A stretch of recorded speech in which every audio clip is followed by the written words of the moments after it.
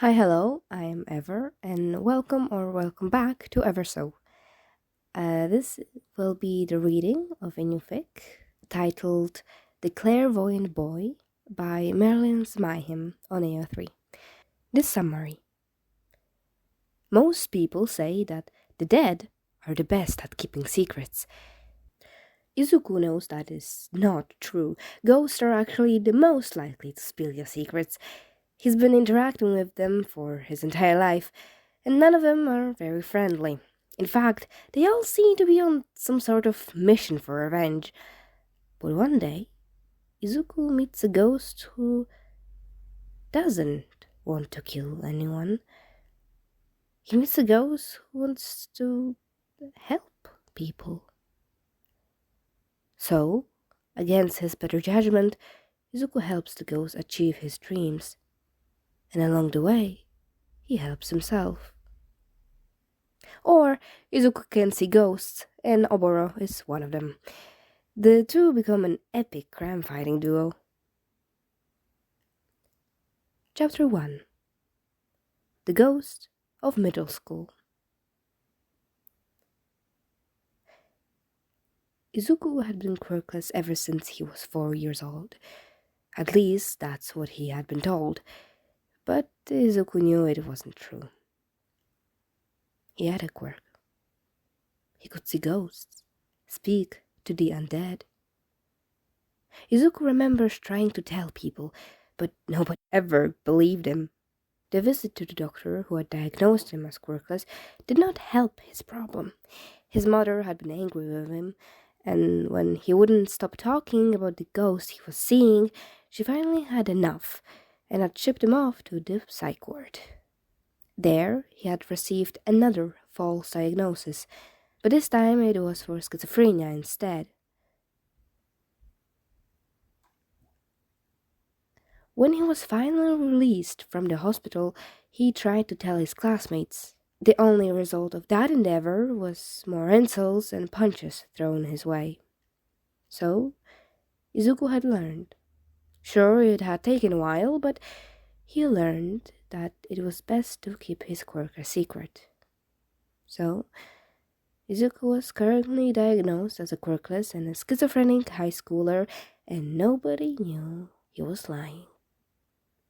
Well, nobody alive, at least. But the dead really didn't stick around long enough to piece the information together. And even if they did, it's not like they could tell anyone. So, Izuku's secret was safe.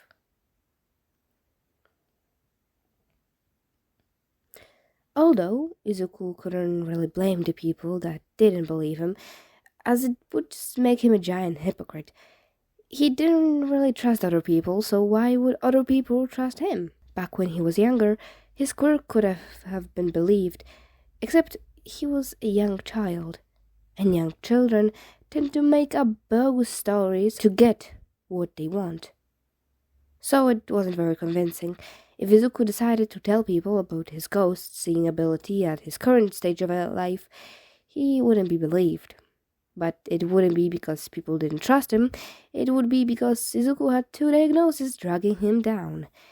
The two diagnoses that directly opposed his claims. That didn't bother Izuku as much as you may think, as he didn't have any friends or family that he would tell, even if it was guaranteed that he would be believed. Sometimes Izuku wondered if his own trust issues had formed because nobody had ever trusted him. Other times he had wondered if it was just because he had been told so many lies that he was naturally inclined to assume the other person isn't being truthful. Izuku was smart enough to know now that what lies are and what's the truth. Like, if a quirkless schizophrenic could ever attend UA, the #1 hero school in all of Japan, most people would say no. And they wouldn't be technically lying, as that's probably what they personally believe. But nevertheless, they would be wrong. Because there Izuku was, standing at the front gate of the best hero school in Japan.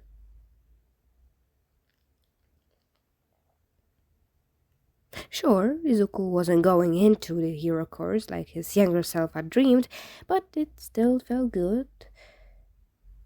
It still felt like an honor, nonetheless. Izuku quickly looked down at his map and began to make his way towards his classroom. He had made sure to memorize the entire school layout the night before, but he could never be too careful. Izuku knew a prestigious school like UA would be watching him carefully for when he inevitably slipped up, and they could expel the quirkless kid. And his anxiety had been keeping him up, so he might as well memorize what he could. While Izuku walked, he kept his eyes peeled for anyone who looked like they didn't belong, anyone floating or anyone halfway through walls, or anyone spewing thousands of insults at one specific person. He was always careful about making sure that the person he was talking to was, in fact, alive. He had been caught speaking to ghosts in front of peers before. It almost always ended in a harsh beating. He didn't know if the prestigious UA students would stoop so low, but he also didn't want to gain the reputation of the crazy quirkless kid who also talks to walls. Izuku finally reached the 1C classroom, and he slid the door open. There were a few students dotted around the classroom, which included a small girl with a pair of antlers and elk ears, and a black-haired boy with sparkly eyes and a scar along his nose. There was also a chunk of 4 students talking in the back, the only obvious features being a long pair of elf-looking ears that belonged to the tallest boy. The students in the back all seemed to know each other, so Izuku made sure to stay as far away from the small crowd as possible. Izuku silently made his way towards his seat, which was right beside the window and directly behind the tired, purple-haired boy. The purple-haired boy didn't even glance at Izuku when he sat down and began anxiously playing with his fingers. Izuku quickly grew bored and pulled out his analyst notebook from his bright yellow backpack, making sure to keep his eyes peeled for any potential ghosts. When he didn't spot any, he turned to his notebook and began to finish the current analysis he had been working on. It was of a newer hero named Dumbo, who had a strength enhancement quirk. The hero had sent Izuku a few videos of himself requesting an analysis and the reasonable fee. Izuku wished he didn't have to include the fee. He could always analyze heroes for free. But the rent wouldn't pay itself, and Izuku didn't have time to get a job. Of course, none of the heroes that commissioned him knew that they were talking to a quirkless 15-year-old boy. Most of the heroes were under the impression that he was an experienced analyst, and the fact that Izuku never met anyone in person did not deter this theory in the slightest. However, Izuku was not aware of this theory, so he wasn't able to tell anyone he wasn't an adult and that had multiple degrees in analysis. Izuku suddenly started out of his analysis when President Mike, of all people, burst into the room, his arms stretched out wide, and he reminded Izuku of a starfish. "Can I get a yeah?" the enthusiastic man yelled. Izuku quickly scanned the room to gauge his classmates' reactions, who were now all in their respective desks. When more than half of the class let out a bored-sounding "yes," Izuku joined in, feeling slightly guilty for the pro hero. President Mike must have been used to the half-hearted reactions, as his smile didn't diminish even slightly. "Alright, listeners, I am President Mike, and I'm your homeroom teacher, but you can just call me Yamada, you dig?" The older man said with far too much energy for a Monday morning. Izuku fought to keep his expression neutral. But his inner fanboy was jumping up and down at the idea of having one of his favorite heroes as his home teacher. Izuku forced himself to watch the other students nod as President Mike continued. "We're going to head to the gym for orientation as soon as I take roll call," he informed. And, true to his word, Class 1C was walking into the gym after a quick attendance. Izuku was lagging behind the rest of his classmates, keeping his eyes out for any ghosts. He thought he had seen one when a dark-haired, homeless-looking man walked the opposite direction from the crowd, but the nod that his homeroom teacher gave to the man denied his suspicions. Izuku's mind began to race. If the man wasn't a ghost, then he must be a teacher. And if all the teachers were pros, then he must be one too. It wasn't someone Izuku had recognized immediately, so he was either new to the scene or underground. Considering the man looked to be in his early 30s, he was assuming the latter. There was a gray scarf on the man's shoulder, and a shine from the light revealed the scarf was made of metal. The slight gleam of yellow that peeked out from the scarf is what gave Izuku the final nudge to figuring out the man's identity. Eraserhead. The two heroes who had heard the boy stopped in their tracks, eyes wide in surprise. Izuku also stopped, realizing he had said the hero's name aloud. Izuku's eyes went wide as saucers, and his jaw clamped shut. The greenhead turned towards the pros, offered a sheepish smile, and quickly scuttered down to the hallway in embarrassment, leaving his homeroom teacher and his coworker in a state of shock. He did not see Eraserhead turn towards President Mike and mouth, "Problem child," before stalking off to go deal with his own students. Later that night, Izuku was sitting at his computer, researching all he could about the staff members at UA. Some people may call it stalkerish, but Izuku was just curious. He wanted to know more about the adults that would be teaching him for the next 3 years. Teachers like Midnight and President Mike were much easier to find than the undergrads, the hero Eraserhead, and the frankly terrifying principal. When Izuku finished shoving an outrageous amount of information into his brain, he turned to his email to see if he had gotten any analyst requests. Recently, Izuku had been getting a lot more requests, so he made sure to check his email daily in fear of missing one and losing possible income. Although the more frequent commissions meant Izuku had a bit of spare cash to spend on himself, so he had recently bought himself an internet plan. Sometimes he missed going to cafes and using the free Wi-Fi, but the internet he now had in his home was great for late-night research projects. Izuku's email was almost empty, aside from the mountain of spam emails. He deleted them without a second thought, almost accidentally deleting an email from his favorite detective. He opened the email and quickly got to work with reading it over. "Good afternoon, Deku. I hope this email finds you in good time.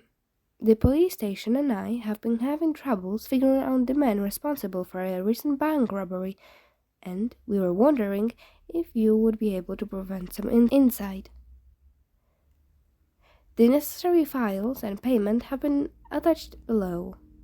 Thank you for your time. Good night. Tsukauchi." Izuku immediately got to work, reviewing the footage sent to him by the detective. There were a few clips of a middle-aged man with a black mask covering his facial features and a hood over his hair. The first 2 clips were absolutely useless and just consisted of the man walking down the street and then smashing the windows with a crowbar. The third clip proved to also be a dead end. as it was the man breaking into the vault with a laser gun he had pulled from his pockets. The fourth clip was the most useful. The angle was terrible and the footage was grainy, but Izuku could make out the man and the cash. It wasn't obvious where the man was keeping the cash. In fact, it was quite odd, because the man wasn't stuffing anything in his pockets and he wasn't using a duffel bag. All the man seemed to be doing was brushing his hands on every surface close to him. Izuku thought that was stupid. The man wasn't wearing any gloves, and touching everything was a pretty risky move if he didn't want his fingerprints getting everywhere. So why was he doing it? Izuku clicked onto the fifth clip, and there was one major difference between the two clips. There was a lot more money in the fourth clip than there was in the fifth. It was like it had gotten up and walked away. There wasn't any money in the man's pockets, and Izuku double-checked he wasn't carrying a bag or anything similar, using the sixth and final clip that was sent to him. Izuku immediately knew it had to be some sort of quirk. How else would the money have disappeared? And why else would the criminal rub his hands over everything unless he needed to, in order to use said quirk? Izuku sent a reply to Tsukuyoshi, requesting that he take a look into object transportation quirks, and shut his laptop. It was around 2 a.m. and Izuku was beat, especially after the excitement of a new school. He plugged his computer in, changed into his pajamas, and crashed into his bed, falling asleep as soon as his head hit the pillow. Izuku groggily walked into class the next morning, sipping on the coffee he had made in his rush to get out the door. He had slept through his alarm, so he had only had 10 minutes to get all his stuff together. His hair was somehow messier than usual, and his stomach was growling with hunger. But he ignored his issues and sat at his desk, the purple boy still ignoring his existence. Izuku was starting to wonder if that boy was a ghost, as nobody in his classroom had said a word to him. But his suspicions were denied by the fact that President Mike called his name during the roll call the day before. Speaking of the devil, President Mike burst into the classroom with the same energy as the morning before. Izuku heard a chuckle as a blue-haired boy walked in behind him. The boy's hair was wispy, probably something to do with his quirk, and he had a bandage on the bridge of his nose. The boy looked slightly older than Izuku's own class, so Izuku assumed he was a second-year-old or possibly even third-year student. The UA uniform gave away that he was a student, or at least was a student. President Mike made no move to introduce the boy, and the boy did not react. Izuku softly watched the boy pass right in front of President Mike before sitting atop his long desk, and President Mike didn't react. Dread began to pull in Izuku's gut. He was silently praying that it was some sort of prank, but the fact that none of his other classmates were even glancing at the boy just made Izuku's head steer to try and find a different reason that everyone was ignoring the boy. But logically, Izuku knew the boy was a ghost. It wasn't that Izuku hated ghosts. He just found them extremely annoying in domestic settings. See, ghosts were only left on Earth for a single purpose, and that was revenge.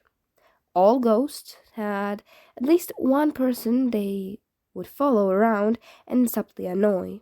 Well, subtly to the person being haunted, not to Izuku. Because Izuku could see the ghosts pull things off counters or fiddle with the lights. He could also hear the almost constant insults the ghosts would spew. Of course, Izuku was upset. His English class was about to be ruined by a ghost whose only goal is to drive his teacher to the brink of his insanity. Sure, he didn't technically need the class, as he was already fluent, but he was still looking forward to the ability to practice with another human. Izuku was also confused. The boy was most definitely a UA student when he died, if the uniform was anything to go off of. So why would the boy be haunting one of the UA's teachers? What could President Mike have possibly done to fuel the boy's grudge? Ghosts didn't stick around for small petty reasons, so President Mike somehow got on the wrong side of this boy.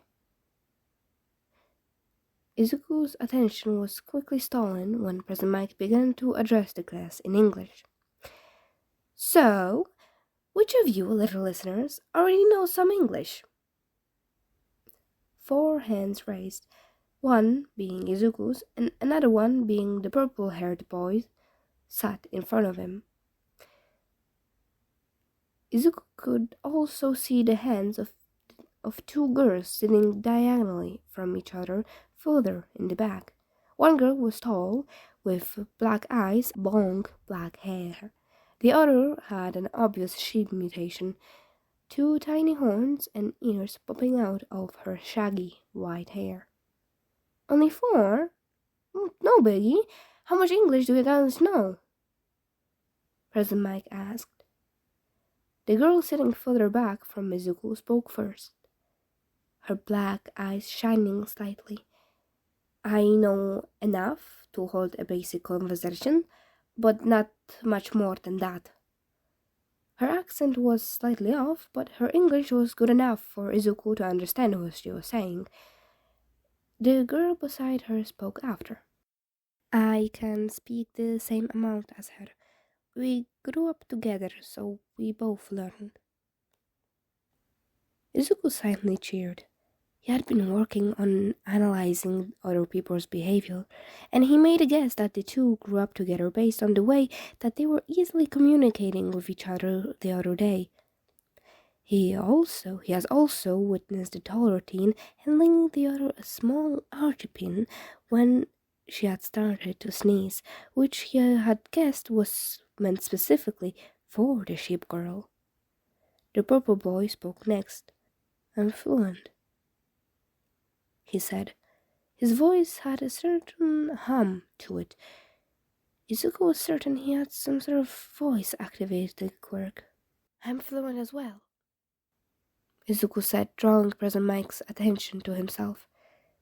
His teacher's eyebrows raised slightly. I knew Shinjo was fluent, but I didn't know you were. If you wanted, I could give you the ASL work and lessons I'm going to give him, he suggested, still using English. Izuku quickly waved his hands in front of himself. No, that's okay. I already know ASL. He quickly dismissed the idea, trying to bring the attention away from himself. But that was obviously the wrong response, as President Mike, the purple Shinsu, and the ghost in the corner all the way watching him with curiosity. What languages do you speak, listener? President Mike asked, his attention now fully on the greenette.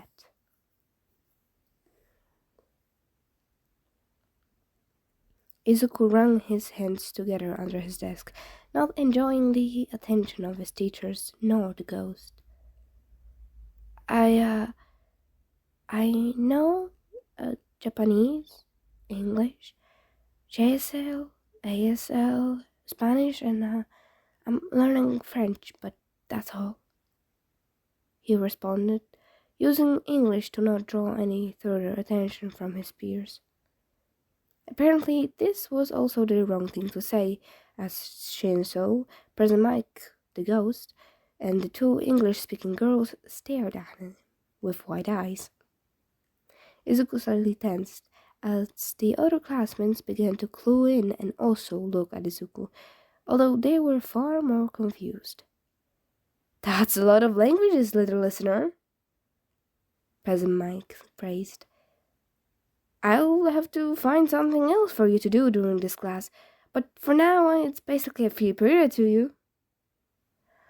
"Oh, okay, thanks," Izuku stuttered as he looked down at his desk, waiting for the eyes to leave him. President Mike returned to his lesson, which drew away the class attentions. Izuku huffed a silent sigh of relief. The attention from his classmates had just ended up making him nervous. When Izuku was sure no one was still looking at him, he pulled out his notebook and continued on the commission from Dumbbell, trying to ignore the obvious pair of eyes coming from the other end of the room. And that's it for the first chapter. I hope you enjoyed. If you have any feedback, let me know in the comments. I hope you will enjoy this fic as much as I had when I first read it.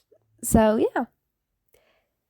Have a great night or day, and bye-bye.